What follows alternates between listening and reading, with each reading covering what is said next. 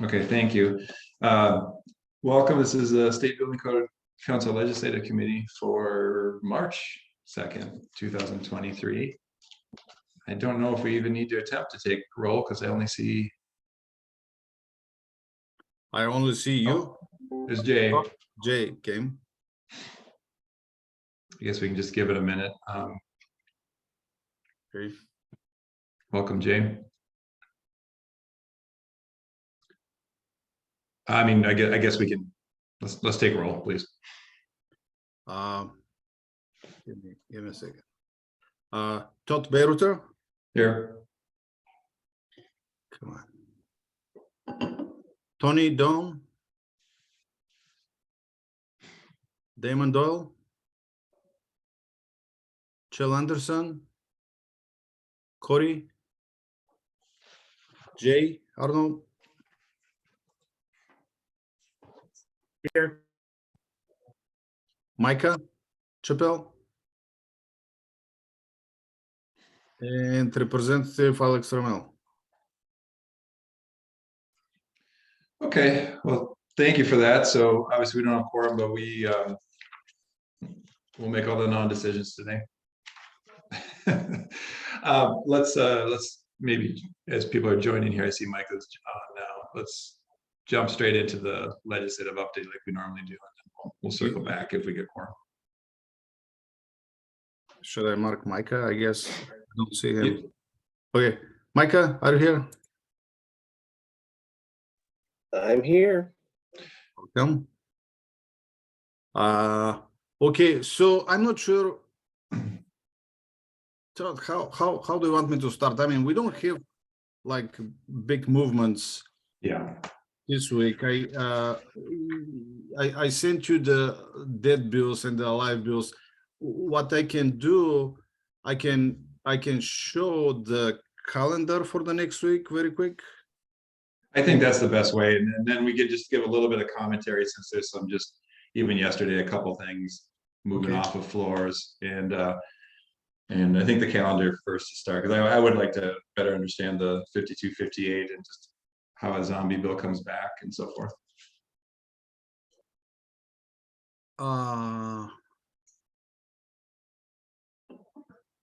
Do you see the roll? Yep. Roll call or? No, we see your upcoming events. So we see 5253, which is we don't have any. I mean, 5258. It was important for us because of this section 13 that we opposed. Mm-hmm. But section 13 is no longer there. There is nothing for the council. I'm not really good with explaining. I'm not a professional here explaining why the bills are dead and then they came back. It's something related to the budget, but I don't want to embarrass be ashamed of something that I will say. I don't understand it really, so just save me from this. Okay, no worries.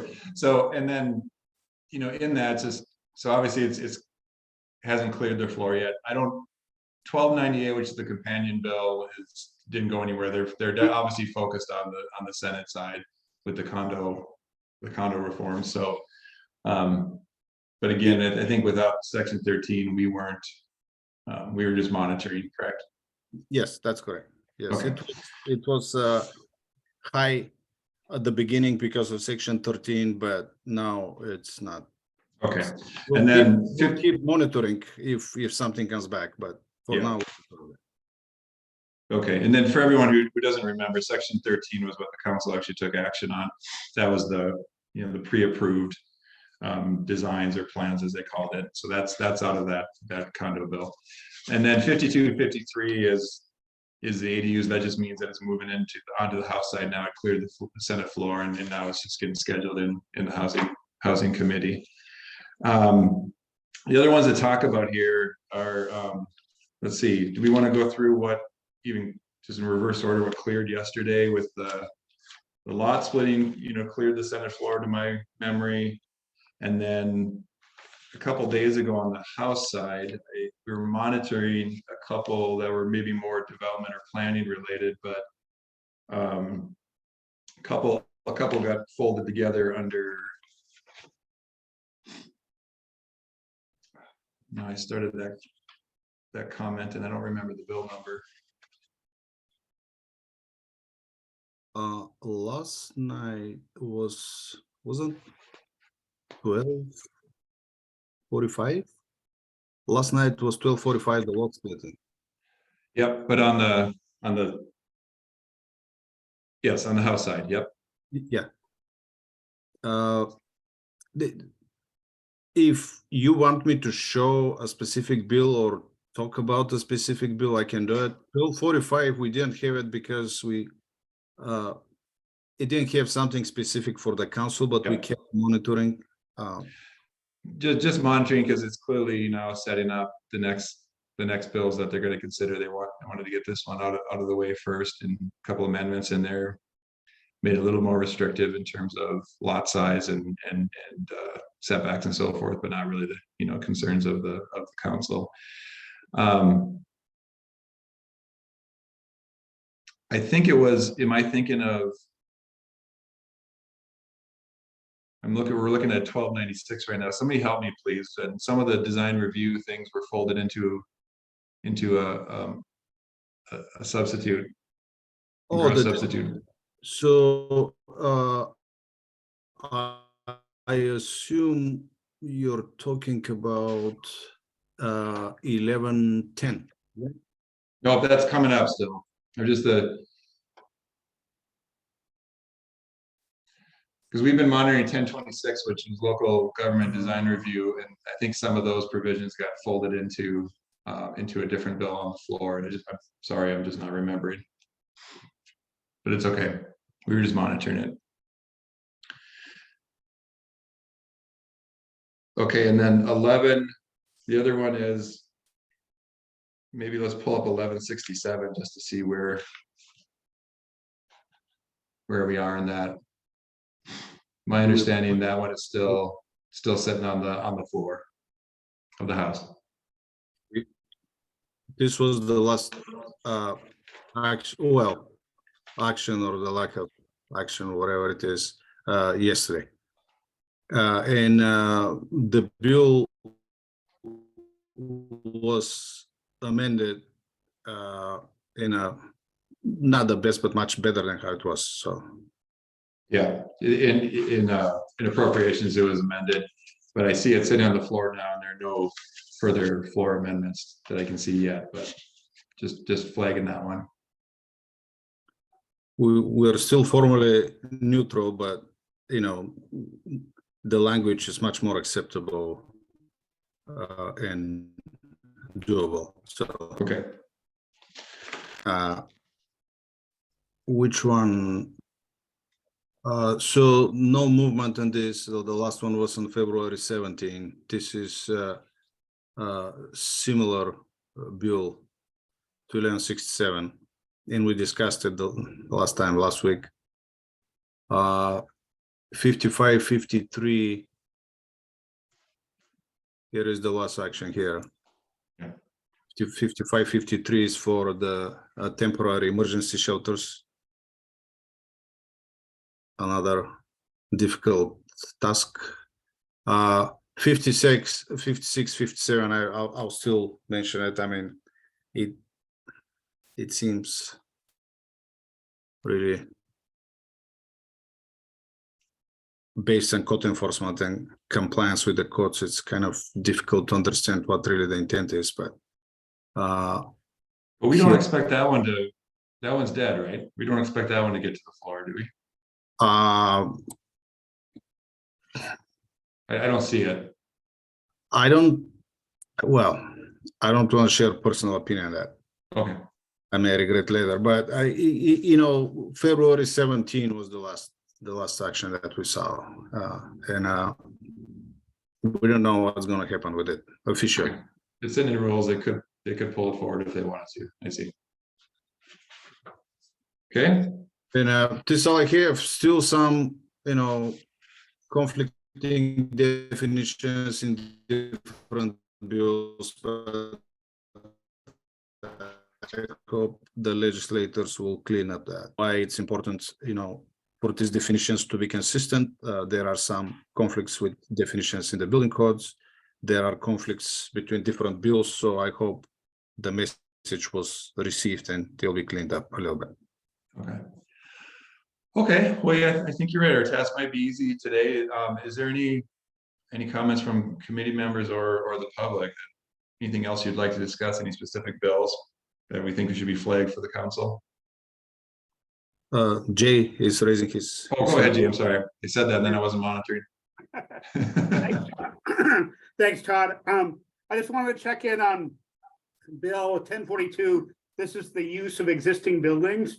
Stoyan and I had a conversation last week because I was aware of some discussions with legislators and builders on some potential amendments, and the comments from SBCC staff were wanting to make sure that these building reuses met the current energy code when, especially for exterior walls. And just wondering if there was any more conversation since we talked last, Stoyan, if you know of any amendments that are being developed. I haven't seen any. Again, it was when we were evaluating the bill, it was unclear for us what really the intent is. The bill talks about residential occupancies. I know, Jay, the amendments that you sent me, they were adding commercial to it, but I'm not sure if it was originally the intent. I mentioned a few loopholes that this bill can create if it's not clarified, but I don't have any news, any additional information for it. Great, thank you. Jay, do you want to? Are you willing to give a little more commentary? Because just to back us up a little bit, I assume this was change of use, commercial to residential, but I think Soyan, you're pointing out residential to residential. Well, it's a couple different things. The way that I understand the intent is change of use, both with say a residential property where they're converting, say, retail ground floor commercial space to housing, or other common space to housing. And then there's also the commercial piece of it. And correct me if I'm wrong, Stoyan, the staff was advocating for some clarifications in the bill that would talk about the new units meeting the energy code. I know that there's some discussions with legislators on language on how to see this, to see if there was some common ground. My particular observation, not having enough technical expertise to really drill into the level they were talking about, was that I didn't see a lot of common ground on whether there was a consensus that could happen. My observation is the builders were looking for, saying they'd meet the energy code on anything new that they built, but they were looking to not have to touch the building envelope. What staff suggested was to clarify that the existing building, if it's not modified, doesn't need to comply with the new energy code retroactively, but the new units that are added, they need to comply with the energy code. One of the issues that were discussed, and one of the examples was, if I build a shop, like 5,000 square feet, huge shop today, and next month or when the bill is effective, I decide to convert the shop to 5 dwelling units, 1,000 square feet dwelling units. Does it mean I don't need to comply with anything? Because if I'm building a shop, there is not much for the energy code there. And then I'm converting the dwelling units, does it mean I don't need to do anything? So if this is the case, then I'll keep building these shops and converting them 2 weeks later after they get the final approval. That was one of the examples. So again, I don't know what the initial intent was. I think the intent was to exempt the existing buildings, but to require the new units to comply with the energy code. But I'm not sure about that. We proposed, we submitted our suggestion for amendments to the bill, but again, haven't heard anything after we send it.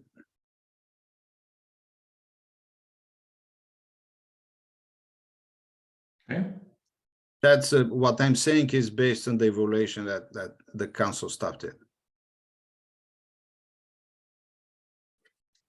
Jay, anything else or anyone else on this bill? No, thank you. Micah? Yeah, again, I will probably just stay neutral, but this bill has a little more to it than just energy code. When you get into other sections, it talks about nonconformities, and they're going to allow you to increase residential use in structures that would then have a nonconformity, and you could extend that nonconformity, which is not allowed now. In other words, if you've got an elevator that doesn't meet the minimum requirements for that current or for a residential occupancy, and you go put a residential occupancy in there, this says you don't have to do anything. You can't require them to do anything. Same with building height. Height is regulated in the building code, and if you have a nonconformity in building height, you can't require them to do anything. So it goes more, beyond the energy code. But again, I don't think we're getting any traction here. And I don't want to sound, negative to all these bills. I think they're trying to do a good thing with existing structures. This was a recommendation that I'd made to Representative Dewar when we had met 4 months ago. However, when you start talking about allowing or continuing nonconformities, or even allowing those to be extended, in other words, you're adding more risk to the structure, which if you've got a nonconformity and it remains, you would increase that risk based on that nonconformity. So some of that in these sections of this bill are not very beneficial. And then they kind of contradict other sections. I mean, it says, oh, you can't do this nonconformity, but in the other one it says, oh, if it violates the applicable building codes or health and safety standards, well, the nonconformity violates it. So which one do we go with? It doesn't apply or it does apply?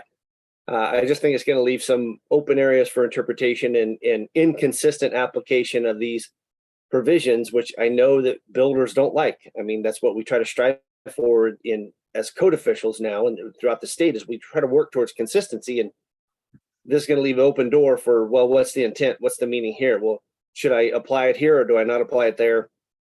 Just not clean, but here we are. Thanks.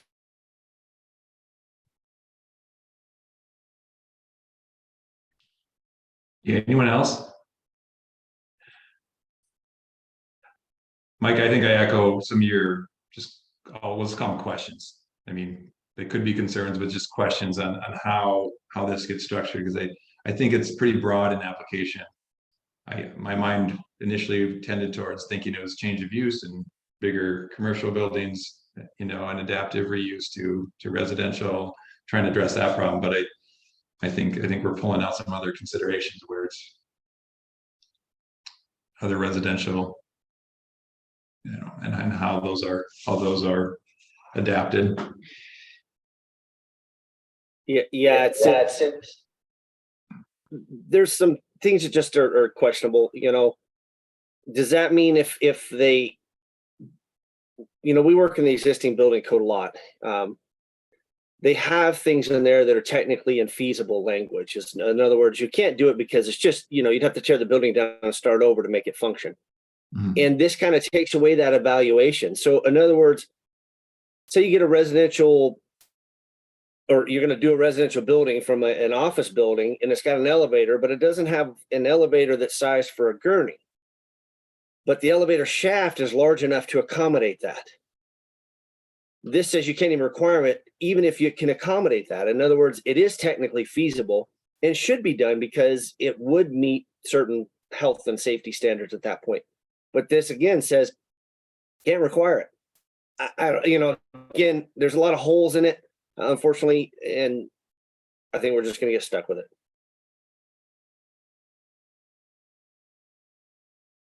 Okay. Okay, well, if there's anything else on that, let me know. If not, anything else we should talk about? I think that, I mean, the TOD Senate bill went through the floor yesterday. I don't know if there's anything to talk about on that for the State Building Code Council yet, right? Am I forgetting anything on that bill? I didn't hear the bill.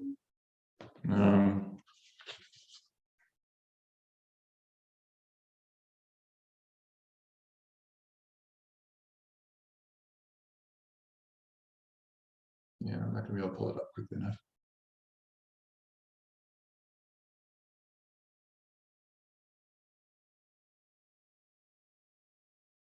I didn't hear the number. There was some background sound, so I couldn't hear the number. Okay.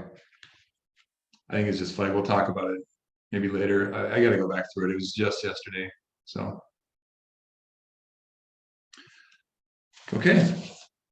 Well, let's see. Do we have, I don't think we have quorum yet, so.